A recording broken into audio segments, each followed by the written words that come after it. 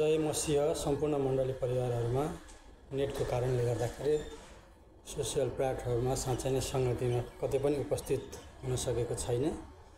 परमेश्वरमा प्रार्थना गर्दछु उहाँले साँच्चै नै हाम्रो लागि भलाइ नै उत्पन्न हुन्छ, मेरो लागि पनि भलाइ नै उत्पन्न गराउनुहुन्छ। साँच्चै नेटको समस्या समाधान हुन्छ। त्यसैगरी आज म धेरै पछि एउटा विषय पवित्र शुद्ध अथवा पवित्रीकरणको विषयमा केही वचनहरूबाट यहाँहरूमा बोल्न गइरहेको छु। हामी चाहिँ पवित्र, जसरी परमेश्वर पवित्र र शुद्ध हुनुहुन्छ, उहाँ नै आदि र अन्त्य अल्फा र ओमेगा हुनुहुन्छ। उहाँ पवित्र र शुद्ध हुनुहुन्छ, विश्वासयोग्य र धर्मी अरू कोही पनि छैन। उहाँ एकमात्र हाम्रा परमेश्वर मात्र विश्वासयोग्य र धर्मी हुनुहुन्छ। त्यही पवित्र र शुद्धताको लागि नै उहाँले हामीलाई ख्रीष्ट येशूमा चाहिँ बोलाउनु भएको छ। र त्यो पवित्रीकरणको प्रक्रियाको विषयमा चाहिँ आज म केही कुराहरू वचनबाट नै यहाँको समक्ष बोल्न, पाठ गर्न, पवित्र आत्माले बताउनु भएको ज्ञान बुद्धि अनुसार केही कुराहरू सिक्न अनि सिकाउनको लागि यहाँहरू समक्ष उपस्थित भएको छु। 1 पत्रुस 1:15 र 16 तर तिमीहरूलाई बोलाउनु हुने जस्तो पवित्र हुनुहुन्छ, तिमीहरू आफै पनि जीवनका सबै रहन सहनमा पवित्र हो।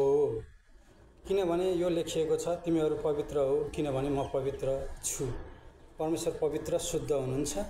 त्यसैको लागि उहाँले हामीलाई पाप र अन्धकारबाट ख्रीष्ट येशूमा चाहिँ के त त्यही शुद्धता पवित्रताको लागि हामीलाई बोलाउनु भएको छ। उहाँ पवित्र हुनु भएको कारणले उहाँको आज्ञा छ, तिमीहरू पनि के त पवित्र हो। हामी पवित्र के त हुनै पर्दछ, हैन? परमेश्वरको इच्छा नै यही हो। ख्रीष्ट येशूमा चाहिँ हामीले के त अनन्त जीवन पाऊँ, उहाँको पुत्रमा विश्वास गरेर पवित्र हौँ। र त्यो पवित्रता नभइकन परमेश्वरको राज्यमा हामी प्रवेश गर्न सक्दैनौँ। कुनै पनि अशुद्ध चिज परमेश्वरको राज्यमा के त प्रवेश गर्दैन।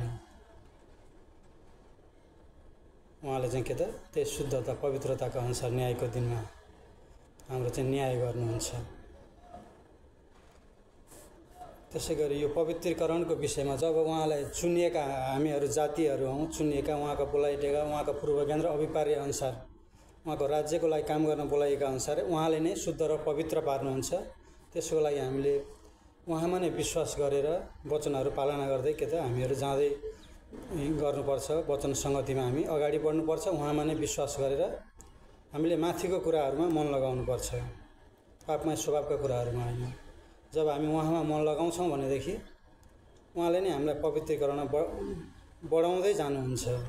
यो बढ्दै जाने प्रक्रिया चाहिँ परमेश्वरको ले गर्नुहुन्छ। हामीले चाहिँ विश्वास गरेर उहाँमा हामीले हिँड्ने, सङ्गतिमा सधैँ रहिरहनुपर्छ। र पाप स्वीकार गरेर हामी प्रभु येशू ख्रीष्टलाई मुक्तिदाता भनेपछि हामी पवित्र आत्माको छाप लगाइन्छौँ। र त्यो पवित्रीकरणमा हामी चाहिँ पहिलो खुड्किलो हाम्रो त्यहाँबाट हुन्छ। र बढ्दै जाने काम हामी सङ्गतिमा जाँदै गरेर उहाँले बढाउँदै जानुहुन्छ। र अन्तिममा के त यसको अन्तिम निष्कर्ष चाहिँ के हो त हामीहरूको अनन्त जीवन।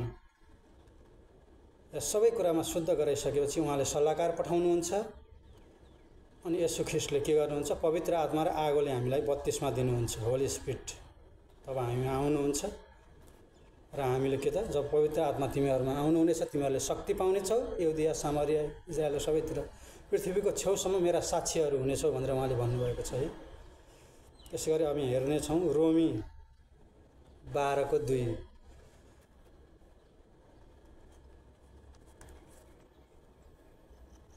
रोमी 12:2 यस संसारको ढाँचामा नचल, तर आफ्नो मनमा नयाँ भई पूर्ण रूपले परिवर्तन हो र परमेश्वरको असल, ग्रहणयोग्य र सिद्ध इच्छा के हो त्यो तिमीले जाँच्न सक।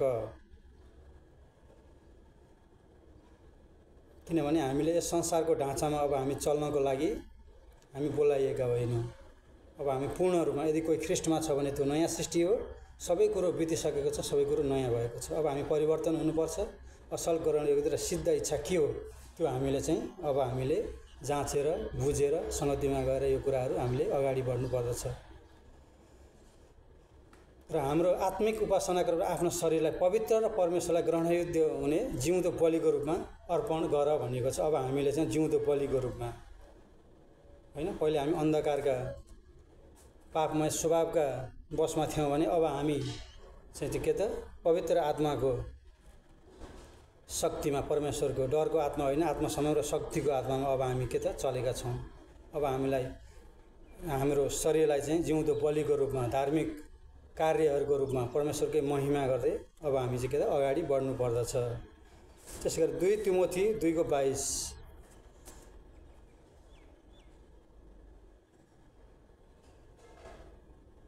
यसकारण जवानीका अभिलाषाहरू त्याग, शुद्ध हृदयले प्रभुको नाउँ लिनेहरूका साथसाथै धार्मिकता, विश्वास, प्रेम र शान्तिको लक्ष्य राख। अब हामीले सबै कुरामा अशुद्धता, अभिलाषाहरू, संसारका कुराहरूलाई त्यागेर शुद्ध हृदय लिएर धार्मिकता, विश्वास, प्रेम र शान्तिको अब हामीले लक्ष्य राख्नु पर्दछ है। यही लक्ष्यमा अगाडि बढ्दै जाँदाखेरि परमेश्वरले हामीलाई अझ बढ्दै हामीलाई बढाउँदै जानुहुन्छ हैन। हामीले केही कुरा जानेका छैनौँ, हामी यो शुद्धताको पवित्रतामा परमेश्वरले बढाउँदै जानुहुन्छ। बिस्तारै बुझ्दै हामी जब सङ्गतिमा उपस्थित हुन्छौँ भने बिस्तारै बिस्तारै सबै कुरा परमेश्वरले पूर्णता गराउँदै जानुहुन्छ। वचन पढ्ने, वचनको व्याख्या गर्ने, सबै कुराहरू बढ्दै जाने, पवित्रीकरण गर्ने कुरा परमेश्वरले गर्नुहुन्छ। हामीले चाहिँ केही कुराहरू एकदमै पुराना विश्वासी जो जान्नुहुन्छ अथवा त्यही प्रक्रियाबाट गुजेर हामी सबै जो आएका छौँ उहाँहरूले के हामीले चाहिँ केही कुराहरू पवित्र आत्माले ज्ञान बुद्धिबाट त्यो शुद्धतामा बढ्दै गरेको आफू र अरू पनि बढ्दै गरेको कुराहरू पवित्र आत्माले चाहिँ के त हामीलाई पनि केही गवाई दिनुहुन्छ। त्यो बढ्दै गर्दाखेरि के त त्यो फलहरू देखिन्छ। पवित्र आत्माको फल शुद्धतातर्फ अघि बढ्दै गरेको होइन, त्यो शुद्धतातर्फ त्यसका प्रमाणहरू चाहिँ के छन् भन्दाखेरि हाम्रो अनि जो शुद्धतामा अगाडि बढ्दै गरेको छ सोचाइमा परिवर्तन हुन्छ। परमेश्वरको विश्वासयोग्य र धर्मी उहाँमै आशा भरोसा बढ्दै जान्छ। अनि वचन, उहाँको वचनमा विश्वास र वचनले पनि भरिँदै मानिस जाँदछ। अनि व्यवहार, एक्सन र कार्यहरू पनि देखिँदै जाँदछ होइन। परमेश्वरको शुद्धताको मा बढ्दै गरेको कुराको प्रमाण चाहिँ हरेक कुराहरूमा, वचनमा अनि आराधना सङ्गतिहरूमा उपस्थित हुँदै गर्दाखेरि अनि परमेश्वरको शुद्धता कार्यहरूतर्फ बढ्दै गरेको कुराहरू हामीले प्रमाणको रूपमा यसरी हामीले पाउन सक्छौँ। 1 पत्रुस 1:15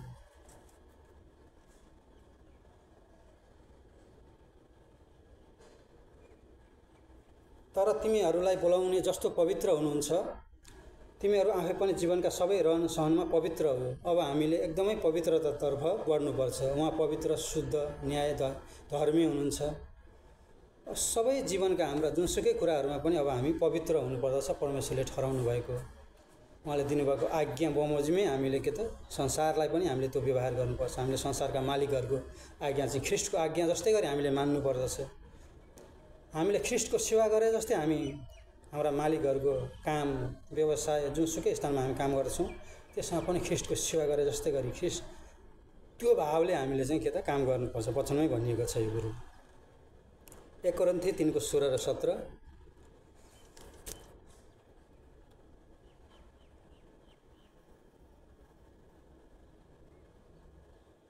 के तिमीहरूलाई थाहा छैन तिमीहरू परमेश्वरका मन्दिरहरू हौ र परमेश्वरका पवित्र आत्मा तिमीहरूमा वास गर्नुहुन्छ। यदि कसैले परमेश्वरको मन्दिरलाई नष्ट गर्छ भने परमेश्वरले त्यसलाई नष्ट गर्नुहुनेछ, किनकि परमेश्वरको मन्दिर पवित्र हुन्छ र त्यो मन्दिर तिमीहरू नै हो। आज हामीहरू परमेश्वरका मन्दिरहरू हौँ। उहाँले नै त्यो मन्दिर, त्यो शुद्धताको लागि नै हामीलाई आज बोलाउनु भएको छ। उहाँको बोलावट अनुसार, चुनावट अनुसार आज हामी उहाँमा खडा भएको छौँ ख्रिस्ट येशूमा परमेश्वरको राज्यको लागि।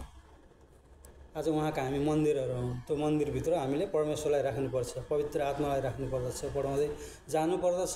हामी भएका अशुद्धता कुरालाई छोड्दै उहाँमा नै विश्वास, भरोसा, आशा, सबभन्दा पहिले परमेश्वरको राज्य र उहाँको धार्मिकताको खोजी गर भनिएको छ।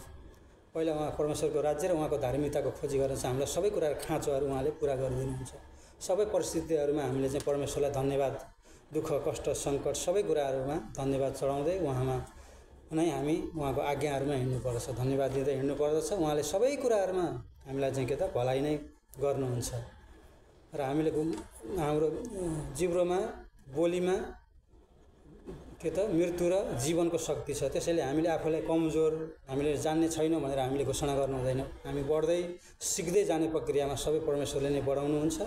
हामीलाई पवित्रीकरण उहाँले नै गर्दै जानुहुन्छ। हामी यति कुरा चाहिँ उहाँको राज्य र धार्मिकता र उहाँमा विश्वासयोग्य भएर दोमन नभइकन, दोमन भयो भने त समुद्रमा भएको छाल यता हुँदै उता हुँदै जसरी जान्दछ त्यस्तै छाल जस्तै दोमनका हुन्छौँ हामी। त्यस्तो दोमन हुनु हुँदैन। एकै मनको भएर उहाँमै विश्वासमा अघि बढ्छौँ भने सबै कुराहरूमा उहाँले भलाइ उत्पन्न गर्दै परमेश्वरको त्यो राख्नुभएको त्यो अनन्त जीवनमा उहाँले हामीलाई लिएर जानुहुन्छ।